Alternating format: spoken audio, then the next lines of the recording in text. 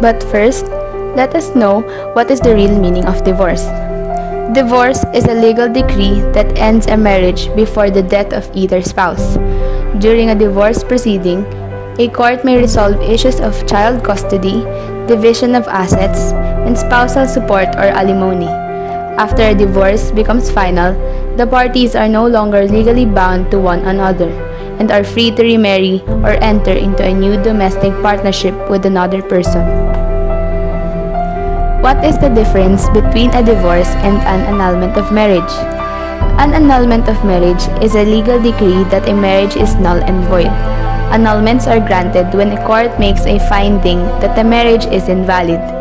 While a divorce ends a legally valid marriage, an annulment treats the marriage as if it never existed.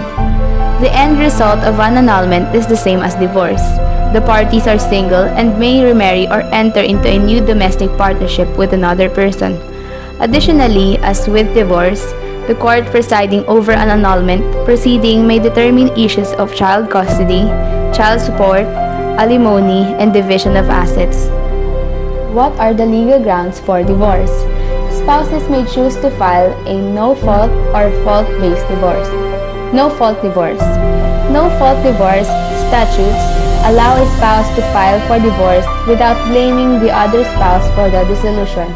Grounds for a no-fault divorce include irreconcilable differences, irremediable breakdown, and loss of affection.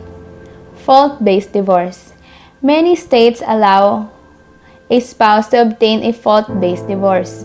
Grounds for fault-based divorce include adultery, abandonment, domestic violence, and drug and alcohol abuse. Spouses may choose to obtain a fault-based divorce to avoid a required waiting period or to influence the court's decisions regarding child custody, child support, alimony, and division of assets. Reasons for divorce. Infidelity.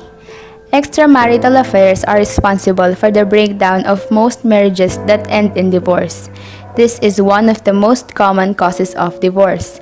The reasons why people cheat aren't as cut and dry as our anger may lead us to believe. Money. Money makes people funny, or so the saying goes, and it's true. Everything from different spending habits and financial goals to one spouse making considerably more money than the other, causing a power struggle can strain a marriage to the breaking point. Lack of communication. On the other hand, good communication is the foundation of a strong marriage. Yelling at your spouse, not talking enough throughout the day, making nasty comments to express yourself are all unhealthy methods of communication that need to be ditched in a marriage. Practicing mindful communication to change age-old marriage mistakes can be hard, but it's well worth for the effort to improve and save your relationship. Constant arguing.